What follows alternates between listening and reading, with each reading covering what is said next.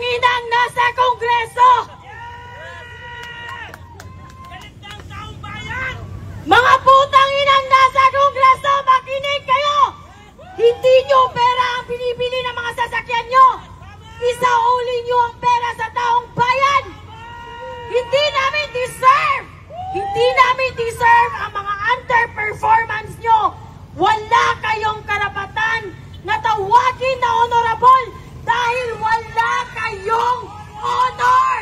Mga putang ina! Lumabas kayo dyan!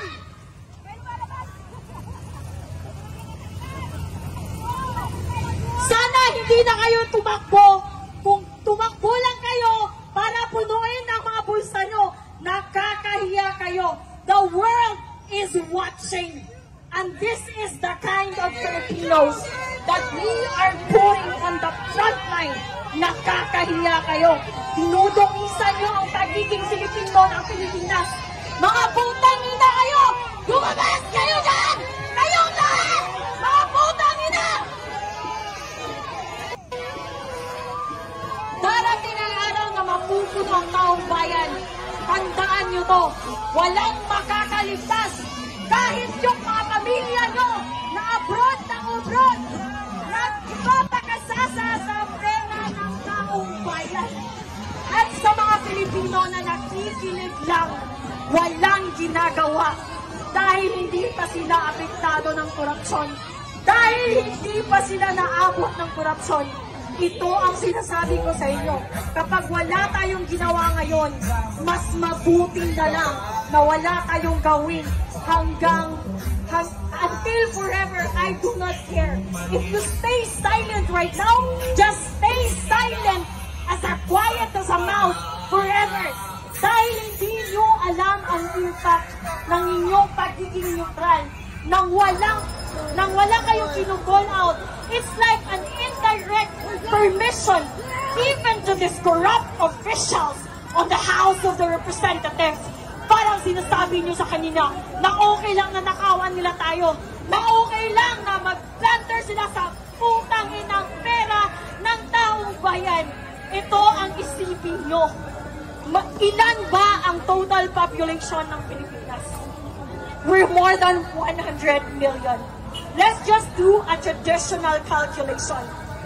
Ipagpalagay natin, merong 1 million working class earning minimum wage of 500. Let's just say it's 500. Do you really think that that 500 pesos that a minimum wage earner is earning for that day may matitira? Wala.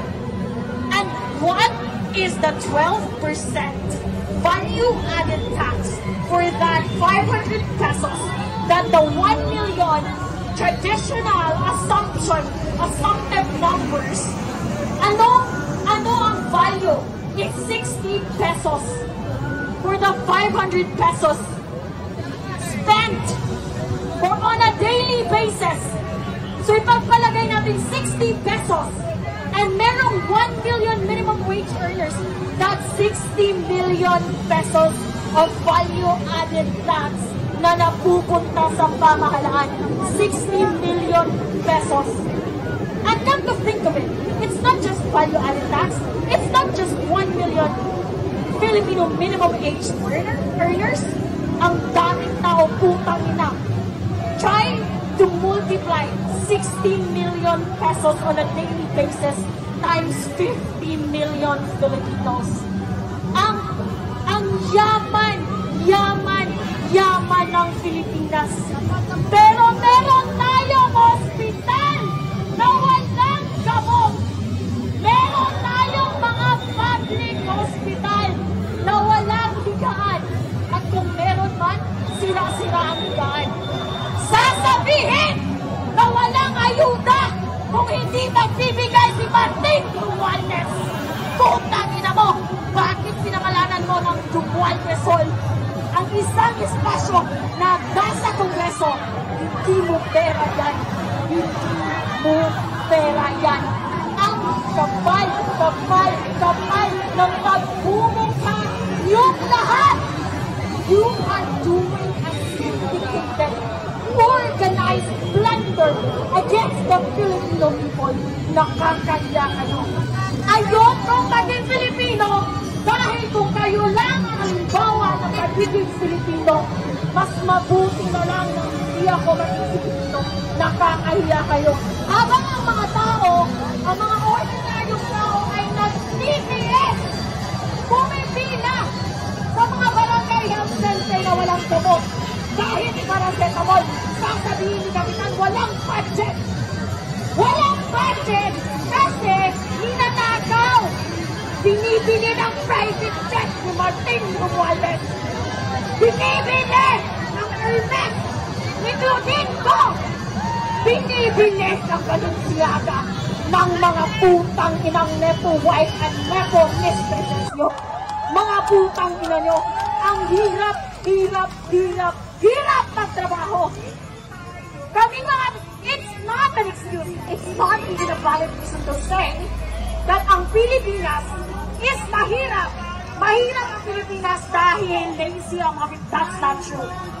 Take a look around.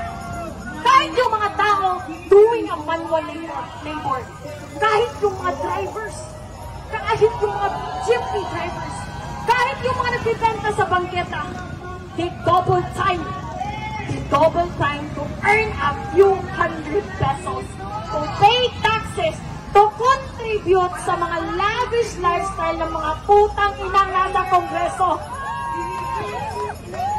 Sa mga Pilipino, I urge you, sa mga dumadaan dito, magsalita kayo, makisali kayo, makilaho kayo, walang bilawan dito, walang kakamping, walang Duterte supporters.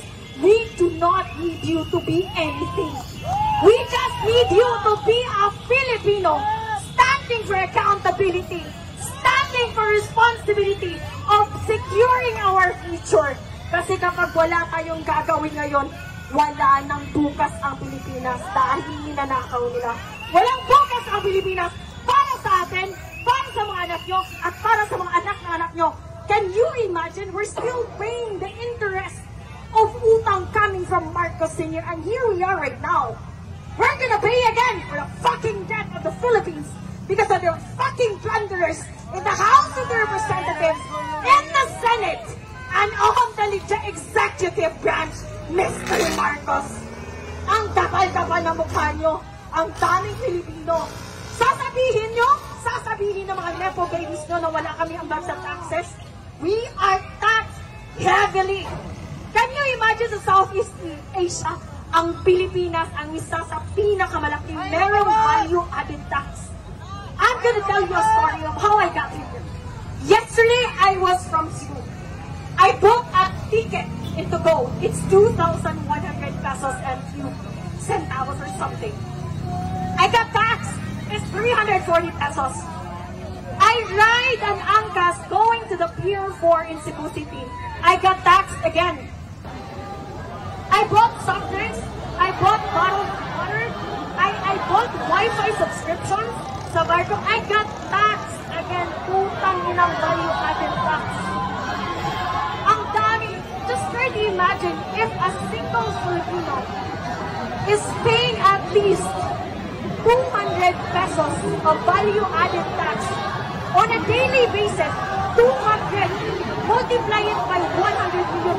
Ang yaman ng Pilipinas. Pero wala kayong pera!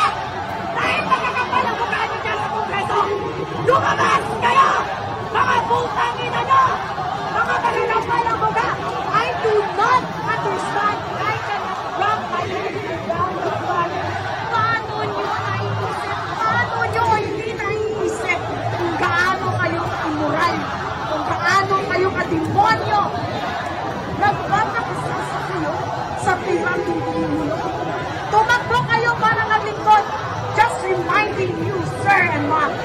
Tumakbo kayo para maglingkod, hindi para magpaglingkuran. And don't start with us honoring, telling you, addressing you as honorable. Kasi between you and the town bayan, you are the least. You are the least organization with honors. With honors, you don't have any. Zero. You don't have any honors, wala kayong mga moral, wala kayong mga moral kayo, mga makakapal. I am so frustrated, I am so angry beyond angry, nakakaputang ina kayong mga dyan sa House of Representatives. Mga mamatay na sana kayong lahat, na bakit kayo nakidlat. Sooner ang magbababoy at manggagagoy sa mga Pilipino. You're treating us like an idiot. Like you don't have access to information. You're treating us as someone as imbecile. Kaya namin sumubra kayo! At sunugin ang mga kaluluwa nyo! Dahil napindong kayo sa impyerno, makaputang ina nyo! Tingnan nyo!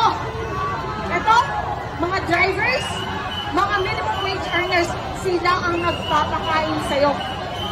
Nagpapakain kami ang nagpapand ng lifestyle nyo.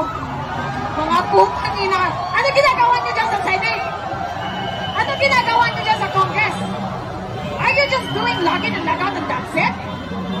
No! We demand that you work diligently, you work morally, and you work hard for the Filipino people, for you to earn our trust, because you just don't deserve our trust and respect. I don't think so it's gonna happen anytime today. Mga makakapal ang mukha nyo. At sa mga kababayan nating police and armed forces of the Philippines, sir, with all due respect, I know na iniipit kayo. Naiipit kayo kasi ang chief of command nyo nagagabutan nila. But then you're bound by your service, and you're bound by your contract, and you're bound by your employment. But please, this is beyond insane. This is beyond insane, mga butang ina! This is beyond insane! Ang gagawal na mukha nyo, lumabas kayong lahat. Yung mga sasakyan nyo, hindi nyo sasakyan yan. Sasakyan namin yan. Dahil kami ang magbabayad ng mga sasakyan nyo. Ilang sasakyan ang gusto nyo? Mga putang ina nyo. Ilang bahay sa Fourth Park ang gusto nyo? Napakahirap namin dahil ninanakaw nyo ang pera na para sa amin. We're not asking for private jets. We're not asking for Balenciaga just like your wife and mistresses. We're not asking for Chanel. We're not asking for abroad, travel abroad, in Europe, in Edinburgh, in Scotland, in Italy, in Korea. We don't want that. We just want the basic services. Working hospitals with medicines and with working medical professionals. Paid by Filipino taxes. Yun lang. Very minimum lang. Basic standard, hindi nyo maibigay? What kind of employees are you? Bumaba kayo dyan. Isarado nyo yung Kongreso! Wala na mga apad yan sa mga Pilipino. Walang apad. Zero contribution. Pinapalamon lang namin kayo. Makakapal ang mukha nyo. Sino nagaganda? Pinapalamon namin kayo. Wala kayong ambag. Wala kayong ginagawa. Hindi kayo nagtatrabaho. Nagnanakaw lang kayo. Araw-araw. Yun lang. Yun lang ang ginanakaw nyo. Sino yan ang mukha sa Kongreso? Yan ang aming honorable nagnanakaw. Putang ina mo. Pinapalamunin ka. Kung merong batugan at palamunin, hindi yun ang mga kalbay. Ang palamunin at batugan ay nasa Kongreso. Mga putang ina, kakapal ng mukha. Magbibiting kayo sa Malacanang, mag-order kayo ng buffet, ng steak, ng caviar, and for what expense? From our hard-earned taxes. Ikaw, sir, you're working hard. Pera mo ang ginagasto ng mga putang inang ito na nasa Kongreso. Isara nyo yan! Isara nyo ang Kongreso! Walang ambag dyan sa Pilipino! Putang ina! Harapin nyo kami dito! Harapin nyo! Mga coward kayo! Mga coward! Mga walang bayad! Mga walang bayad! Nagtatago kayo sa inyong mga security! Nagtatago kayo sa House of Congress! That is our hard-earned land! We paid for that! Those cars! We paid for that! Babies in the air you fucking breathe! We paid for that! The very least that you can do is to provide the basic services for ordinary people. Yet, you are so fucking incompetent that you don't know how to do that. Para kayong kaklase ko ng elementary. Andun sa klase, hindi nakikinig, bobo na nga, hindi pa nag-aaral, pumupunta lang sa paaralan para sa baon. Bakit ganyan ang mga kongreso natin? Bakit ganyan ang mga congressman natin? Mga putang na. Ito ang pakiusap ko sa mga kababayan. Dalawa, I have two requests from my fellow Filipinos. Una, please, let's have a fucking standard when it comes to voting. Tingnan niyo si Lito Rapid. Quiet as a mouse. Tingnan niyo si Risa Ontiveros. Diba? Ang ingay. Nakakarinig. Pero flood control projects, she's quiet as a fucking mouse. Okay? Eto, viral ko na video. Tito Soto, my God, dear, I'm here. I'm finally here, Tito Soto! I'm here! And I'm gonna say it again. What makes you qualified to become the Senate President?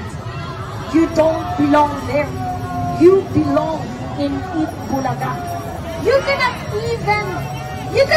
even create a simple, cohesive, concise introduction.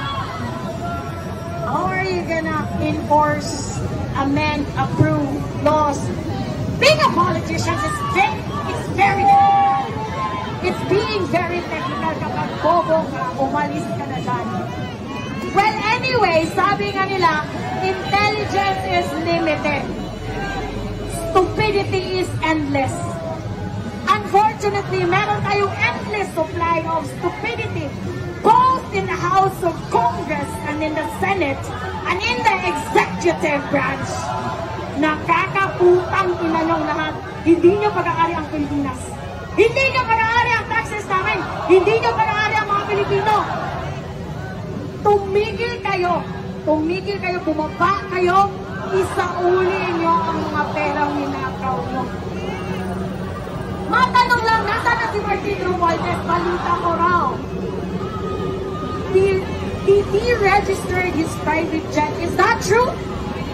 Patanong sa mga tuta mo dyan sa Kongreso. Tanongin mo sila. Pakitanong sa mga tuta ni Martin Romualdez dyan sa Kongreso. Where is your fucking boss right now? Did he go abroad with his stolen money? And he's not gonna come back here? Ito, tandaan mo, Martin Romualdez, we will not forget. Not even sa mga anak mo, sa mga anak ng anak mo, at sa mga anak ng anak ng anak mo.